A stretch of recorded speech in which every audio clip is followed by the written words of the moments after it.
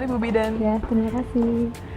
Assalamualaikum warahmatullahi wabarakatuh. Kita berjumpa lagi di Sehati Sehat Islami. Bersama saya akan berbincang mengenai banyak informasi tentang kesehatan dan kita akan ngobrol tentang manfaat ASI bersama Ibu Bidan Niken. Dan akan ada banyak informasi tentang manfaat ASI tentunya buat sahabat Zakat TV yang mungkin sedang hamil atau sedang menyusui, pasti ini akan berguna sekali. Mari Bu Bidan silakan duduk. Oke, Ibu Bidan. Kita sudah duduk dan kita akan ngobrol sejenak ya tentang manfaat ASI. Tapi sebelumnya saya pengen tahu dulu sebenarnya seberapa besar sih awareness atau perhatian masyarakat Indonesia terutama ya tentang ASI eksklusif. Kalau awareness tentang ASI di Indonesia itu sudah mulai pada tahu ya, rata-rata dari kalangan bawah sampai kalangan atas itu sudah tahu mengenai ASI. Hanya saja yang mereka belum pada tahu itu tentang ASI eksklusif, yaitu tentang ASI yang diberikan 0 sampai 6 bulan. Dan itu hanya ASI saja, tidak ada tambahan seperti makanan lain, seperti makanan pendamping ya. Seperti nasi, yang mungkin Mbak juga udah tahu, kayak sayur dan segala macam. Jadi hanya ASI eksklusif saja. Mungkin itu yang masih kurang awareness kalau di Indonesia gitu. Lalu bagaimana cara untuk meningkatkan awareness? Mungkin Ibu Bidan juga sudah keliling Indonesia untuk membantu meningkatkan seperti itu. Apakah memang sedikit sekali perhatian masyarakat tentang ASI eksklusif?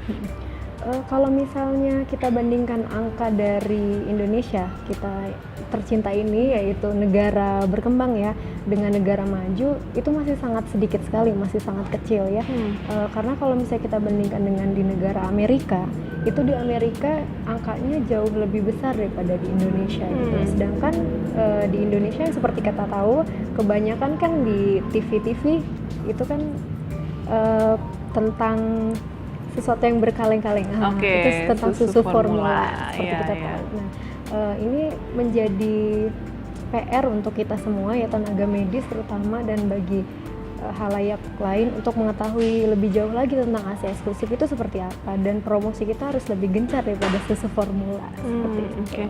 Nah, berarti bisa dikatakan bahwa negara berkembang tingkat awareness-nya dibandingkan negara maju memang lebih sedikit ya? Lebih sedikit. Nah, kita sekarang ke lingkup Indonesia sendiri. Indonesia ada kota besar, kota kecil, bahkan pedesaan. Bagaimana awareness, pembandingan awareness mereka tentang ASI eksklusif ini? Kalau misalnya di bagian pedesaan dan di kota kita bandingkan ya, kebanyakan kalau misalnya di pedesaan itu justru lebih tinggi angkanya. Kenapa? Karena yang kita tahu kalau di pedesaan itu kan jarang sekali ya yang kayak supermarket, mall yang besar-besar yang menjual susu kaleng, itu sangat sedikit, dan mereka lebih intim sekali dengan yang namanya ASI, air susu ibu, dibandingkan dengan yang ada di perkotaan. Di perkotaan sudah banyak sekali yang supermarket, mall, dan mereka biasanya belanja dan shopping dan melihat kaleng, oh bagus segala macam, mereka lebih ke susu formula. Sebenarnya yang harus kita perhatikan memang yang di perkotaan sih, karena banyak sekali ya dari situ iklan-iklan besar mengenai itu, dan itu bisa mengepres pengetahuannya tentang ASI sendiri, padahal ASI itu sudah kodratullah ya, istilahnya sunatullahnya sudah ada, dan itu yang menjadi PR untuk kita bersama. Nah sekarang kalau tadi awareness terhadap ASI eksklusif sendiri memang masih sedikit dibandingkan dengan negara maju. Tapi ASI, tentang ASI itu sendiri sebenarnya untuk terutama di kota besar atau itu sudah cukup meluas ya, Dok Bidan ya? Kalau misalnya di kota besar sudah cukup meluas, karena kita ada perbandingan ya kan, mungkin kalau di kota besar ada yang namanya supermarket, ada mall, tapi teknologi makin berkembang juga, ada yang namanya internet. Kadang banyak ibu-ibu hamil atau ibu-ibu menyusui, mereka browsing mengenai ASI eksklusif, nah mereka taunya dari situ gitu. Kalau misalnya mereka hanya melihat televisi, mereka hanya bisa tahu tentang yang kaleng-kaleng itu, susu formula itu. Kalau misalnya mereka browsing tentang internet segala macam, mereka baca majalah kesehatan, mereka akan tahu banyak tentang ASI eksklusif atau tentang ASI air susu ibu sendiri gitu. Nah, kita akan beralih sedikit. Kalau misalkan ASI eksklusif. Tentunya juga berarti kita harus membahas tentang inisiasi menyusui dini. Seberapa jauh masyarakat di Indonesia memahami tentang ini? Kalau memahami, tidak bisa 100% mereka memahami tentang inisiasi menyusu dini. Setidaknya mereka mengetahui tentang inisiasi menyusu dini itu sendiri apa. Seperti itu. Kadang saat proses persalinan kita tetap memberitahukan mereka mengenai inisiasi menyusu dini. Inisiasi menyusu dini itu sangat banyak sekali manfaatnya. Manfaatnya banyak sekali. Ketika proses persalinan itu kita langsung tempelkan lah istilahnya skin to skin antara bayi dan ibunya di dada ibu gitu. Kegunaannya itu adalah untuk pencegahan hipotermi. Maksudnya hipotermi itu mencegah kehilangan panas bayi. Karena kan setelah kelahiran bayi itu bercampur dengan air ketuban dan segala macam, di situ ada proses kehilangan panas yang namanya evaporasi. Langsung otomatis kehilangan panasnya dari situ, makanya itu tujuan IMD untuk skin to skin. Kadang ada beberapa ibu yang menanyakan ketika bayinya tidak mendapatkan putingnya ketika proses 1 jam IMD itu, oh IMD saya gagal. Tidak seperti itu, tidak seperti itu, tidak gagal ketika bayi tidak bisa mendapatkan puting. Karena inti dari IMD itu adalah skin to skin pada ibu. Yang pertama untuk mencegah hipotermi, dan yang kedua untuk proses bonding attachment dari ibu dan emosional bayi. Berarti ya, sisi emosional. Oke. Artinya walaupun dalam 1 jam misalnya bayi tidak bisa menemukan puting, bukan berarti gagal. Bukan berarti gagal. Oke, nah itu mungkin yang harus dipahami. Betul kita sekali. akan kembali lagi Ibu Bidan untuk membahas yang lebih dalam lagi, terutama manfaat ASI bagi bayi dan tentu ibunya. Sahabat Zakat TV, kita akan kembali lagi di Sehati Sehat Islami tentang informasi yang lebih banyak lagi manfaat ASI. Tetap di sini.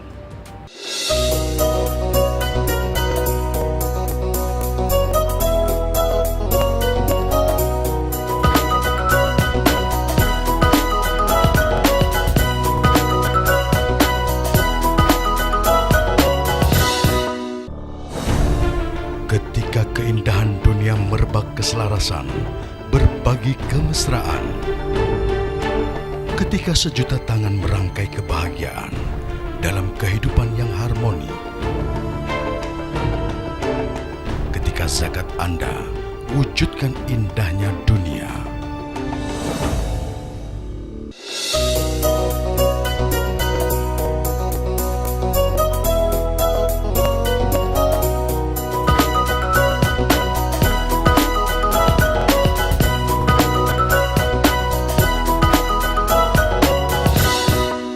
Kembali lagi di Sehati Sehat Islami dan masih membahas tentang manfaat ASI. Ibu Bidan, mari kita lanjutkan lagi. Saya masih penasaran soal inisiasi menyusu dini tadi, gitu kan?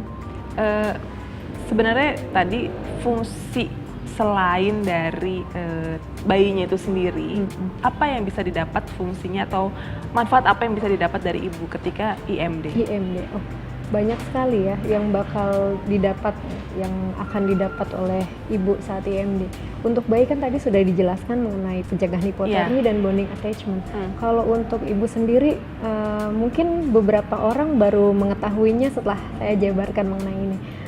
Ketika bayi ditaruh di perut ibu, di dada ibu, bayi itu akan mengalami beberapa proses. Dia akan menendang-nendang dalam pencarian puting ibu ya tentu saja. Nah, dari proses menendang-nendang itu, dia akan menendang-nendang perut ibu.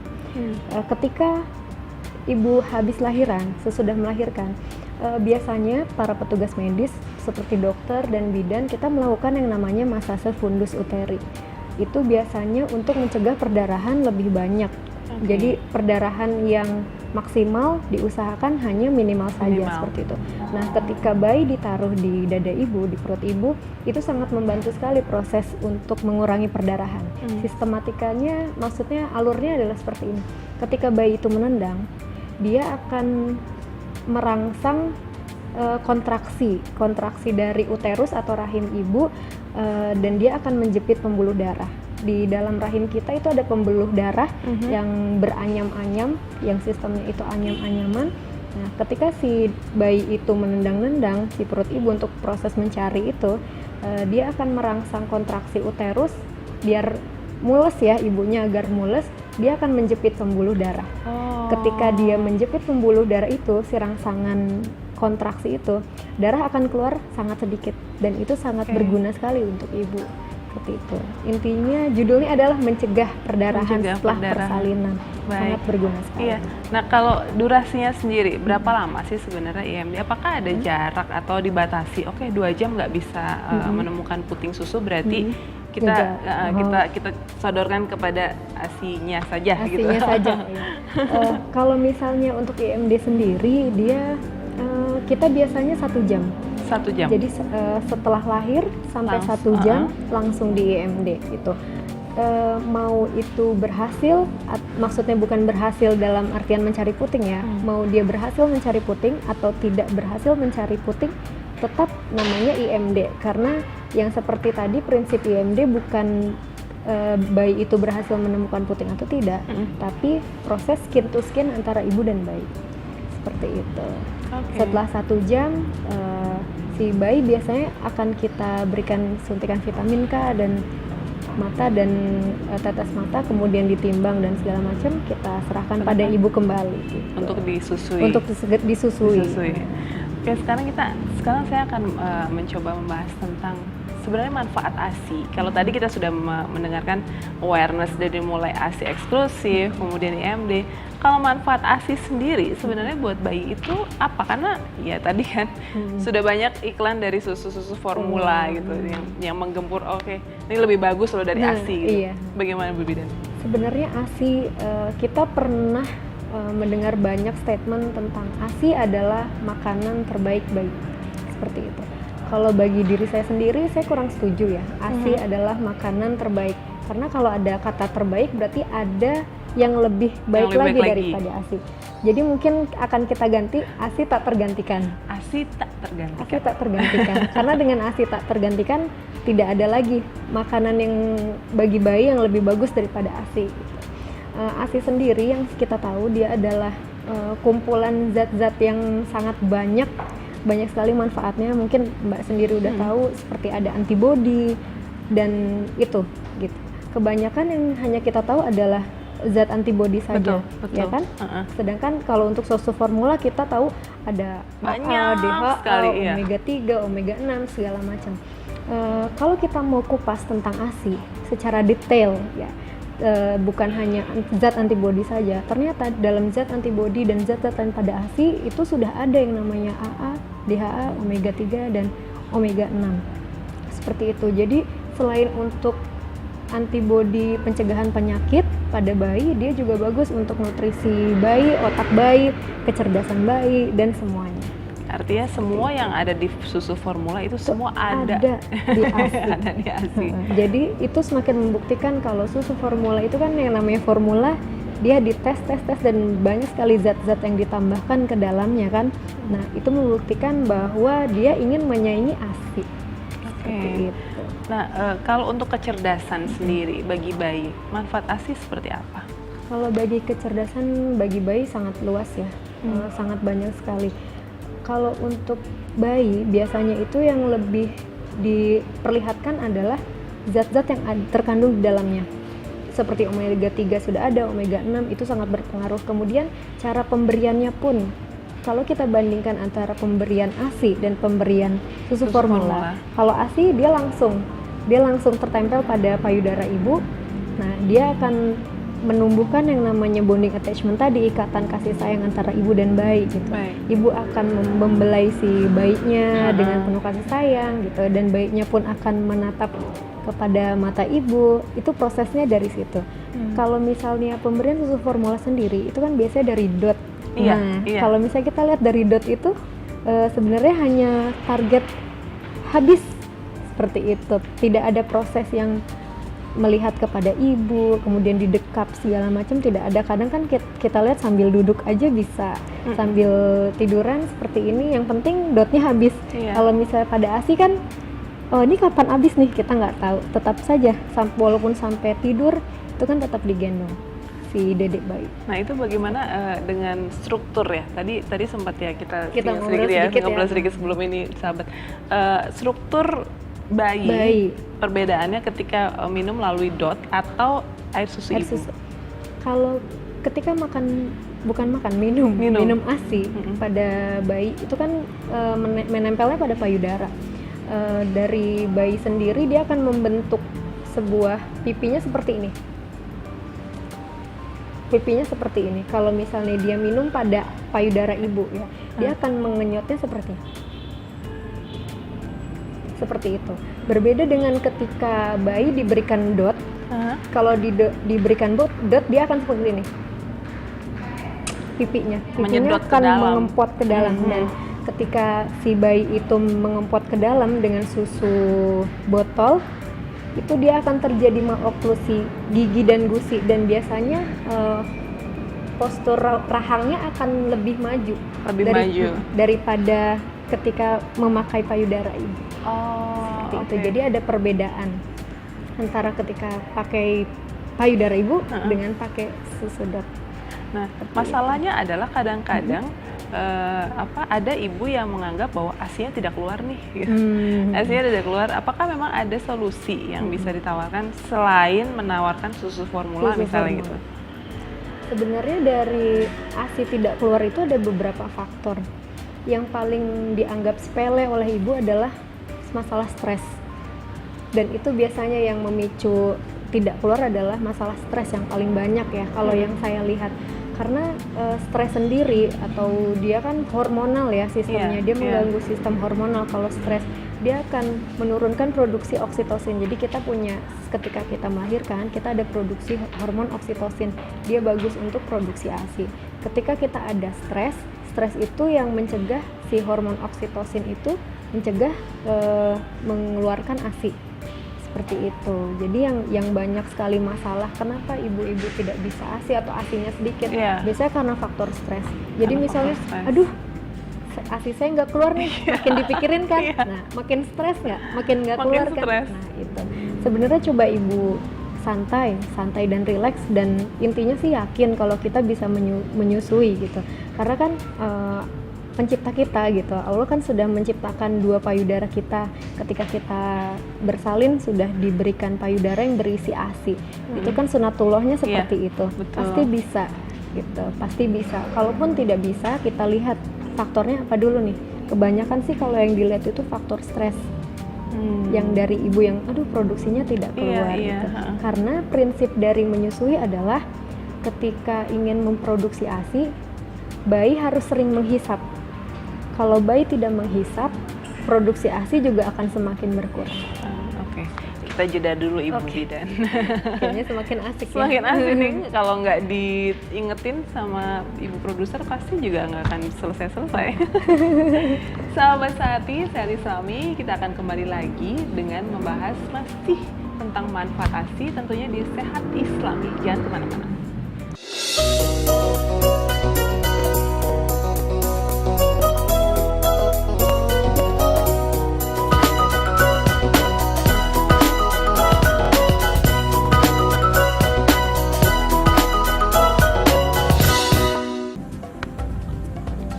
Semangat kemenangan harus berasal dari sportivitas yang datang dari hati.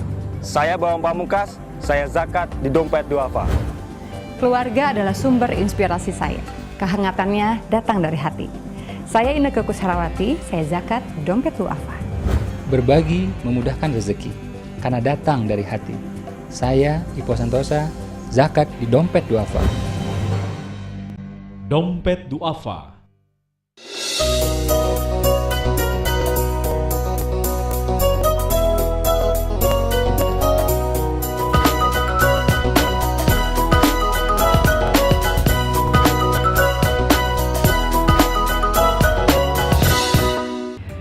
Masih di Sehat Islami dan kita akan membahas lebih lanjut tentang manfaat ASI. Ibu Bidan tadi masih ada yang belum selesai tuh. Jadi bagaimana kalau misalnya ibu mengaku bahwa sulit mengeluarkan ASI? Apakah selain yang tadi coba dirangsang dengan bayi, adakah cara lain sebelum ini loh cara terakhir susu formula? Seperti itu. Sebenarnya saya tidak bisa memberi advice, saya tidak bisa memberitahu secara umum karena masalah pemberian ASI itu sangat banyak sekali ya. Tapi prinsipnya seperti ini, ketika kita lahir, maksudnya mengeluarkan bayi kita gitu, kita lahiran, ada di mana saat-saat bayi itu dia sudah punya cadangan lemak namanya brown fat atau lemak coklat. Itu bisa bertahan sampai 3 hari. Mungkin ibu-ibu dan bunda-bunda sekalian di rumah sudah pernah dengar cerita seperti bayi dibuang, dibiarkan selama 3 hari tapi dia masih hidup. Nah itu dari situ gitu. Yang harus kita tahu kalau misalnya kita lahiran dan si bayi itu posisi lambung, kapasitas lambung itu masih sebesar kelereng. Dia masih sangat kecil sekali. Kecil berarti ya. Jadi produksi ASI pun menyesuaikan dengan kebutuhan bayi. Baru ketika itu secara otomatis ya, secara ketika bayi otomatis. bertumbuh pun ASI juga ASI juga akan menyesuaikan. Nanti ketika hari ketiga, biasanya yang lebih banyak produksinya itu hari ketiga. Karena dari bayi sendiri dia membutuhkan ASI yang lebih banyak itu hari ketiga. Makanya di hari ketiga itu kadang ada masalah seperti bendungan ASI, seperti itu, ada payudara bengkak karena si bayinya tidak menyusui secara bagus, seperti itu. Jadi kalau untuk secara umum ASI tidak keluar, saya tidak bisa memberikan gambaran secara umum. Kalau masalah ASI itu sangat banyak sekali. Contohnya seperti ada ibu berkeluh kesah tentang bentuk putingnya, seperti kan ada yang bentuk puting menonjol dan ada puting yang ke dalam. Nah, itu.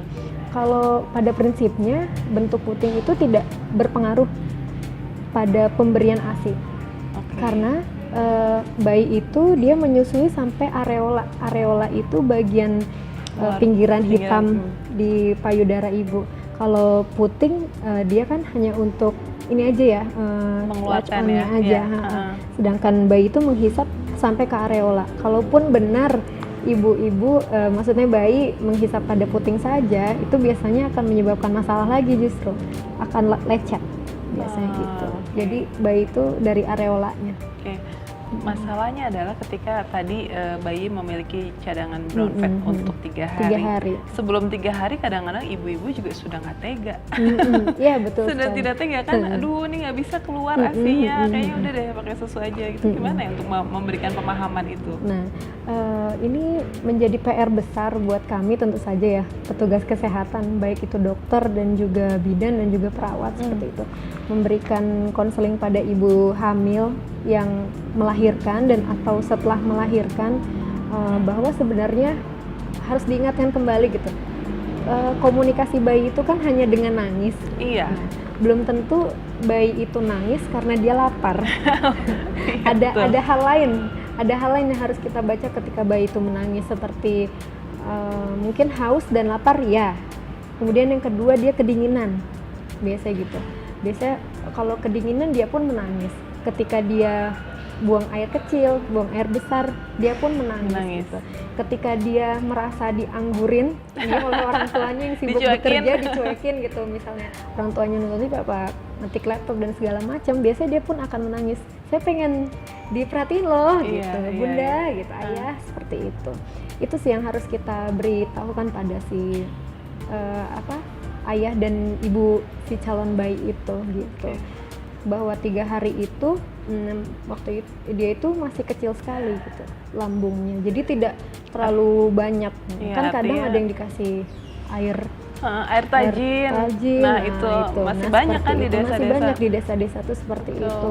Sedangkan di situ kan kita nggak tahu manfaat gizinya tuh seperti apa. Karena kan yang namanya ASI, produksi ASI itu kan sudah otomatis dari hari lahir sampai ke sana, komposisinya itu sudah disesuaikan dengan bayinya. Saya ingin membandingkan bayi yang memang sudah mendapatkan ASI eksklusif ataupun ASI dengan bayi yang mendapatkan makanan pendamping atau minuman pendamping susu formula misalnya, atau bahkan susu formula 100%. Bagaimana pertumbuhannya ini antara bayi-bayi ini yang berbeda? Ya. Pertumbuhannya kalau dari segi kecerdasan yang tadi kita sudah bahas di awal, IQ-nya akan lebih tinggi. Karena kan kandungan gizi ASI dan formula itu jauh lebih tinggi ASI kan, di situ sudah banyak sekali. Kemudian biasanya kalau yang banyak minum susu formula gitu, itu kadang rentan terhadap penyakit. Lebih rentan justru. Karena kalau misalnya ASI penyimpanannya kita sudah punya namanya pabrik Steril. ya, steril. Itu sangat steril sekali ya, suhunya pun terjaga. Segitu aja suhunya nggak akan berubah-berubah, nggak akan terlalu panas, nggak akan terlalu dingin. Dia pun tidak terbuka kan, dia hanya akan mengalir ketika bayi itu menghisap. Sedangkan untuk susu formula sendiri kita harus menyeduhnya kan. Iya, iya, Nah, betul. kadang kita bandingkan dengan yang dia punya penghasilan tinggi dan penghasilan rendah. Biasa kalau untuk yang berpenghasilan tinggi, oh saya nggak masalah nih beli susu formula gitu. 1 sendok takar 30 cc, dia akan selalu berbuat seperti itu, 30 cc. Dan kalaupun habis dalam 2 minggu, oh saya bisa beli lagi. Kalau misalnya kita lihat yang berpenghasilan rendah, mereka akan cenderung mengencerkan air susu susu formula formula, maksud iya, saya. iya. Dia akan cenderung seperti itu, karena misalnya susu formula habis dalam 2 minggu, oh saya nggak bisa gitu, saya nggak cukup, berarti dia akan mengencerkan untuk sampai 1 bulan. Mungkin Betul. 1 sendok takar dia akan bikin 60 cc atau 90 Justru malah cc. tidak terpenuhi Justru ya. tidak terpenuhi dan biasanya akan menyebabkan bayi mencret seperti itu. Kemudian hygiene-nya pun akan kurang kan. Baik. Dari pembuatannya itu harus berulang-ulang. Sedangkan kalau pabrik kita cukup buka tutup saja. Iya. Seperti itu. Nah, produksi ASI sendiri untuk ibu-ibu, apakah ada tadi yang sempat kita obrolkan, apakah memang ada batas, ada habisnya gitu? Ketika habis menyusui, ini lama lagi produksinya baru bisa menyusui lagi. Itu apakah ada rentang waktu? ya rentang waktunya? Kalau rentang waktu tidak ada. Jadi kalau misalnya kita sudah menyusui dalam 1 payudara kanan, oh sudah nggak ini lagi nih, misalnya gitu. Itu kita bisa pindah ke payudara yang sebelahnya. Tapi untuk produksinya dia akan terus Langsung. berproduksi. Tidak ada jangka waktu, oh payudara kanan kosong, 1 jam lagi deh gitu. Bisa 1 jam lagi baru ada lagi, ASI-nya nggak seperti itu. Cuman terkadang ketika kita payudara kanan nih sudah terasa kosong, payudaranya penuh yang di sebelah kiri, dia ngasih alarm. Bukannya memberhentikan, oh yang kanan kosong, enggak. Ini loh ada gantiannya, lagi, yang gitu. sebelah kiri masih banyak digantian seperti itu. Kalau untuk produksinya sih sesuai dengan hisapan bayi, dia akan terus diproduksi. Bagaimana dengan ibu yang bunda-bunda yang wanita karir yang harus memeras, bukan dengan bayinya yang menghisap, tapi memeras? Memerah, Iya. itu ada caranya sendiri. Biasanya kita ada ASI tampung, jadi mungkin bunda punya pompa di rumah ya, ada pompa ASI bukan pompa air ya. Pompa ASI, kita pompa ASI-nya, kita keluarkan, kita bisa taruh di gelas kaca atau botol boleh kaca, botol ya? kaca ya, itu nanti kita taruh ke freezer. Biasanya kalau ke freezer bertahan sampai berbulan-bulan biasanya. Tapi untuk pemberiannya sendiri kita turunkan dulu dari freezer ke kulkas, nanti dia sudah cair baru ditaruh di ruangan terbuka, suhu ruangan. Nanti setelah dia sudah nggak dingin baru diangetin. Seperti itu. Kalau misalnya yang ini ya, maksudnya yang bekerja, jadi bisa diberikan gitu. Tapi Dan diberikan komposisinya tidak berubah. komposisi tidak berubah. Tidak berubah. Tidak berubah. Kecuali Oke. kalau dididihkan, nah Iya, itu baru itu dia justru akan berubah. berubah. Satu pertanyaan lagi sebelum berakhir. Oke. Kolostrum. Oke. Kolostrum itu memang pasti itu adalah hisapan selama 3 hari pertama ya kalau nggak salah. Dia pengeluaran otomatis. Pengeluaran bukan otomatis, hisapan. pengeluaran otomatis selama 3 hari pertama. Nah, kadang-kadang juga ada susu formula yang menawarkan ini mengandung kolostrum gitu. Apakah memang itu juga sama seperti yang dihasilkan oleh ASI? Oke. Lagi-lagi kan, semakin terbukti bahwa susu formula ingin menandingi ASI ya. Iya. Nah, dia menambahkan kolostrum. Dalam ASI memang sudah ada kolostrum, itu 3 hari pertama biasanya keluar. Seperti bunda-bunda tahu atau ayah ASI pun tahu, dia berwarna kuning. Kuningnya lebih pekat. Lebih pekat ya. Dan itu biasanya kadang sama masyarakat itu dianggapnya susu basi. Iya, betul, betul. Maka dibuang. Dibuang gitu. justru. Justru dibuang, padahal kolostrum itu dia isinya antibodi yang benar-benar antibodi gitu. Jadi Yang dia paling antibodi bagus justru, awal yang iya. paling bagus dari si ASI-nya. Jadi jangan dibuang seperti itu. Kalau kandungannya nggak bisa dibandingin ya, pasti lebih bagus ASI. Dibandingin susu formula. Iya, Lagi-lagi betul. dicoba dulu, Iya. jangan menyerah. Iya, betul sekali. Terima kasih Ibu Bidan Iya, untuk sama-sama. waktunya hari ini. Mudah-mudahan kita ketemu lagi ya, bahas yang lain. Iya, oke. Sahabat Sehati, demikian tadi perbincangan saya dengan Ibu Bidan Niken tentang manfaat ASI di Sehat Islami Sehati. Nah, nantikan perbincangan saya dengan ahli-ahli yang lainnya, tentunya membahas ilmu-ilmu kesehatan lainnya di Sehati Sehat Islami. Wassalamualaikum warahmatullahi wabarakatuh. Waalaikumsalam. Terima kasih, Iya, Ibu Bidan. Seru loh. sama-sama.